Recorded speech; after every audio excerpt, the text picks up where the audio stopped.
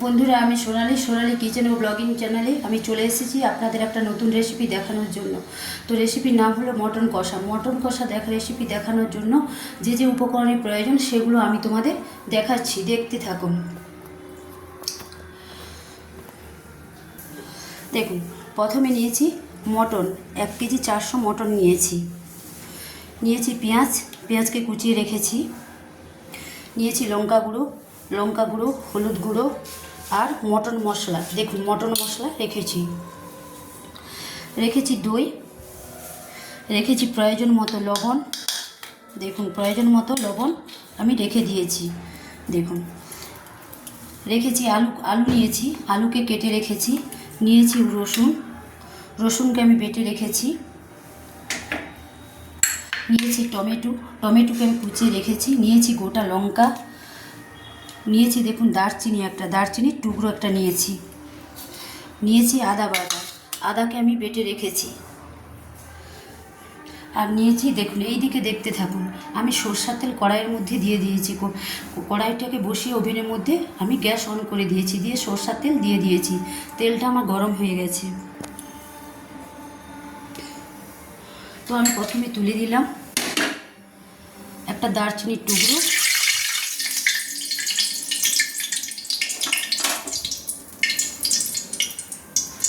এবার তুলে দিচ্ছি আমি গোটা লঙ্কা দুটো।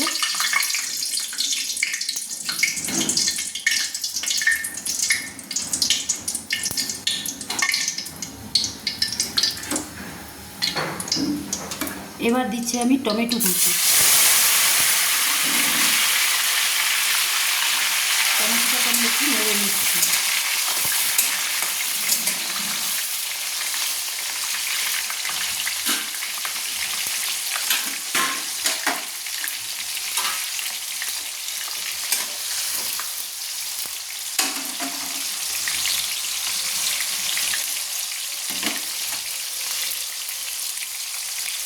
দেখুন, টমেটোটা আমার একটু ভাজা হয়ে গেছে।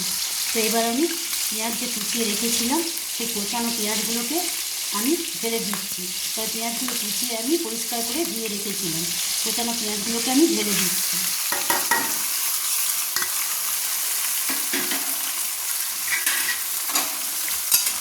এবার আমি নেড়ে নিচ্ছি।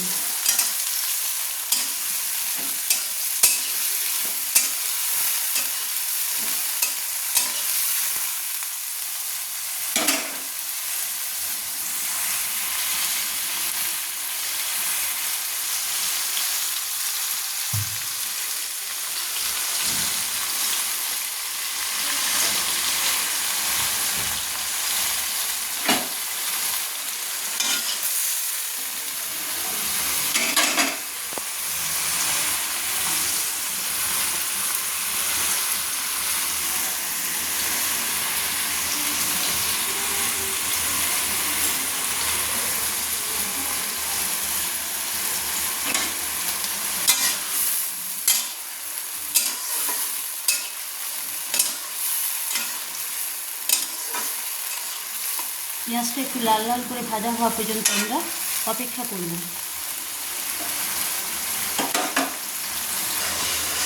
এইদিকে দেখুন, মটনটাকে আমি ধুয়ে ঢাকা দিয়ে রেখেছিলাম, তো চাপাটা আমি তুলে নিচ্ছি।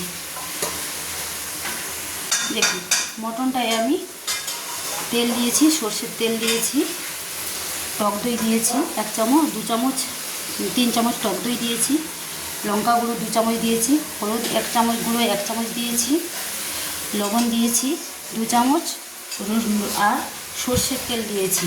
সর্ষের তেল দিয়ে আমি ম্যারিনেট করে রেখেছি, 10 মিনিট ম্যারিনেট করে রেখেছিলাম।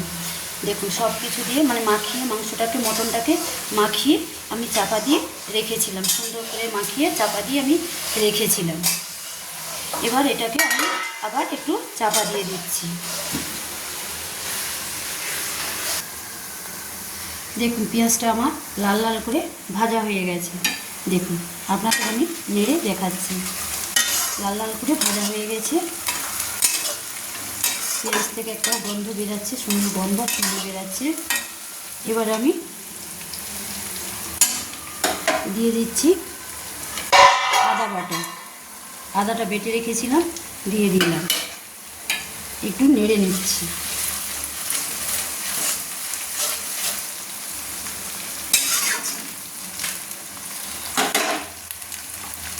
এবার দেখুন রসুনটা আমি বেটে রেখেছিলাম, তো রসুনটা দিয়ে দিচ্ছি, দিয়ে আমি একটু নেড়ে নিচ্ছি।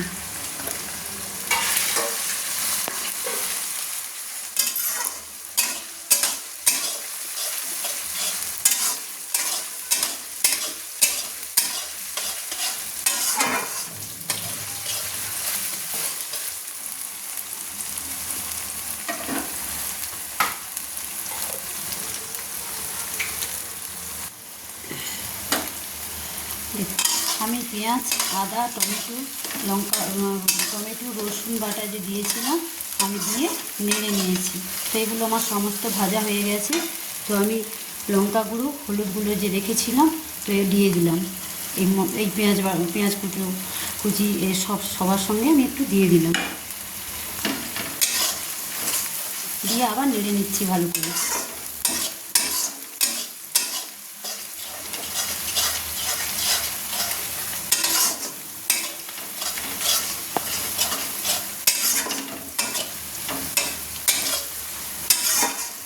যতক্ষণ না মশলাটা ভাজা হচ্ছে আমি ততক্ষণ নাড়তে থাকবো। লাল লাল করে ভাজা হচ্ছে আর মশলা থেকে যতক্ষণ না তেল ছাড়ছে ততক্ষণ আমি নাড়তে থাকবো।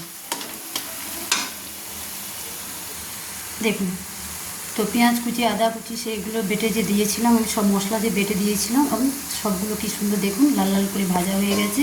তো মশলাটা আমি আরেকটু নেড়ে নিচ্ছি। তো মশলাটা তেল ছাড়ছে দেখুন কি সুন্দর, আর কি সুন্দর গন্ধ বাড়াচ্ছে, স্মেল বাড়াচ্ছে। তো আমি এতে একটু জল দিয়ে দিচ্ছি, এক বাটি, ছোটো এক বাটি, কাঁচের বাটির জল দিয়ে দিচ্ছি, দিয়ে একটু নেড়ে নিচ্ছি।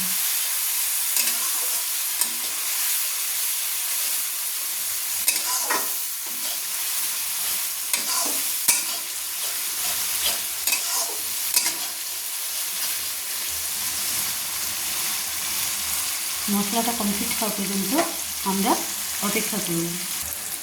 দেখুন মশলাটা কি সুন্দর কষানো হয়ে গেছে।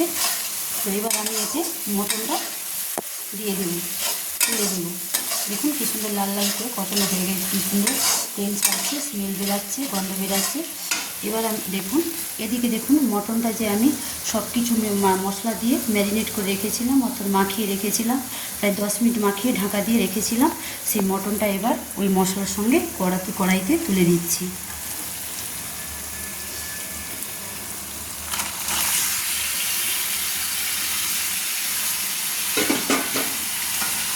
এবার এই মটনটাকে আমি নাড়ছি, ভালো করে নেড়ে নিচ্ছি।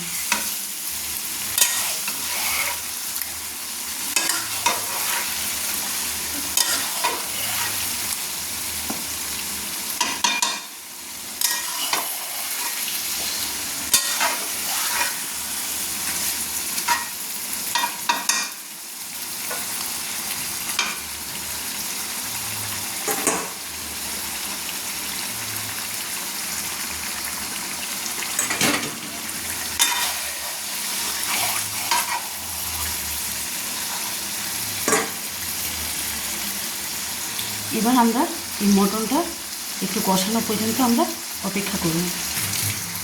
দেখুন মটনটা আমি কষাচ্ছি, তো মটনটাকে আমি সুন্দর করে নেড়ে নিচ্ছি।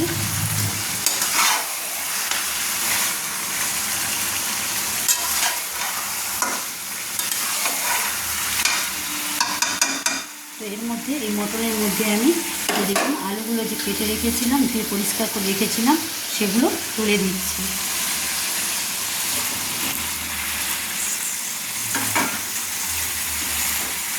দিয়ে আমি নেড়ে নিচ্ছি, সুন্দর করে নেড়ে নিচ্ছি।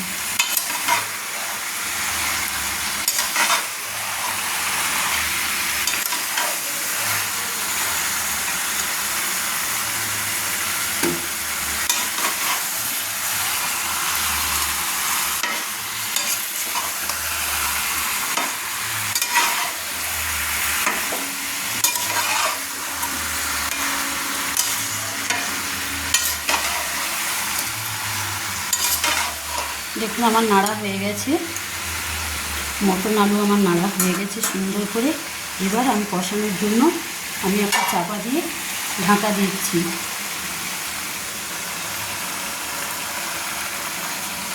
দেখুন আমি চাপা দিয়ে দিচ্ছি। এবার মটন কষানো পর্যন্ত আমরা অপেক্ষা করব। দেখুন বন্ধুরা, মটনটা কষানোর জন্য যে আমি চাপা দিয়ে রেখেছিলাম, তো চাপাটা আমি এখন তুলে নিচ্ছি, দিয়ে একটু নেড়ে নিচ্ছি। এইভাবে মটনটা কষানোর জন্য মাঝে মাঝে সেদ্ধ হওয়ার জন্য মাঝে মাঝে চাপা দিয়ে রেখে দিতে হবে, আর মাঝে মাঝে চাপা খুলে নেড়ে নিতে হবে। তো আমি সুন্দর করে নেড়ে নিচ্ছি। এদিকে দেখুন বন্ধুরা, আমি 100 গ্রাম দই নিয়ে এসেছিলাম, টক দই। তো আমি এটা মটনটা মাখিয়ে 2 চামচ, এর থেকে 100 দই থেকে আমি 2 চামচ মাখানোর সময়, মটন মাখানোর সময় দিয়ে দিয়েছিলাম, ম্যারিনেট করার সময় আমি দিয়ে দিয়েছিলাম। আবার আমি এই যে মটনটা কষাচ্ছি, আবার আমি একটু টক দই দিয়ে দিচ্ছি। 1 চামচ দিলাম, আবার আমি 2 চামচ টক দই দিয়ে দিলাম। দেখুন পুরো দইটা, পুরো আমি 100 গ্রাম দই মটনে আমি দিয়ে দিলাম। দিয়ে মটনটাকে সুন্দর করে নেড়ে নিচ্ছি, দেখতে থাকুন।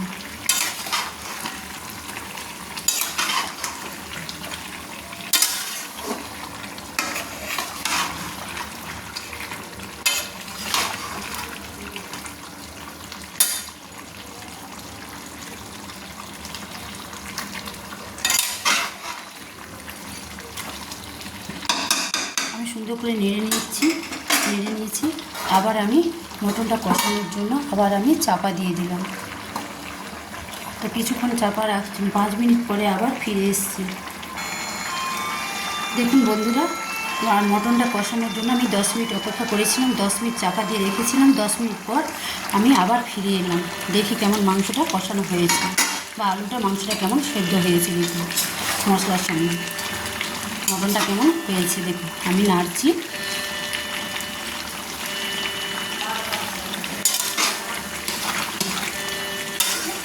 দেখুন, তো মটনটা আমার এখনও সেদ্ধ হতে বাকি আছে, মশলার সঙ্গে দেখুন আমার কষানো বাকি আছে, আলুটাও একটু সেদ্ধ হতে আমার বাকি আছে। তাই আবার 10 মিনিট আমি চাপা দিয়ে, তাই আবার কিছুক্ষণের জন্য আমি চাপা দিয়ে দিচ্ছি। আবার 10 মিনিট পরে আমি ফিরে এসেছি, দেখতে থাকুন। দেখুন বন্ধুরা, আবার আমি দ্বিতীয়বার 15 মিনিট পর ফিরে এলাম। এবার চাপা খুলে দেখি কেমন কষানো হয়েছে, মটনটা কেমন সেদ্ধ হয়েছে। একটু নেড়ে নিচ্ছি। দেখুন কীভাবে মটনটা ফুটছে, দেখুন দেখি আলুটা সেদ্ধ হয়েছে কিনা। তো আরও একটু বাকি আছে। দেখুন এর মধ্যে আমি যে মটনের মশলাটা রেখেছিলাম সেটা আমি দিয়ে দিচ্ছি।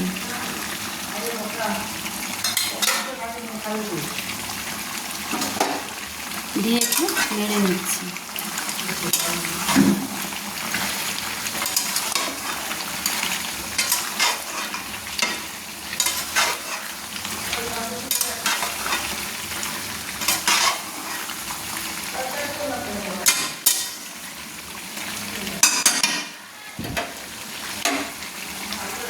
দেখুন বন্ধুরা, আমি আবার মটন কষানোর জন্য আবার 15 মিনিট অপেক্ষা করছি। 15 মিনিট পর আবার ফিরে এসেছি। তো আমি আবার চাপা দিয়ে দিচ্ছি, মটনের উপরে আবার চাপা দিয়ে দিচ্ছি। এইভাবে মাঝে মাঝে চাপা খুলে কিন্তু নেড়ে নিতে হবে, আবার কিছুক্ষণ চাপা দিয়ে দিতে হবে। দেখুন বন্ধুরা, আবার আমি কিছুক্ষণ পর ফিরে এসেছি। তো দেখুন মটনটা কীভাবে ফুটছে। তো আমি মটনকে কষানোর জন্য আমি এতে এরকম কাঁচের বাটিতে আমি 4 বাটি জল দিয়েছি। 4 বাটি জল দিয়েছি মটন কষানোর জন্য, দিয়ে একটু নেড়ে নিচ্ছি।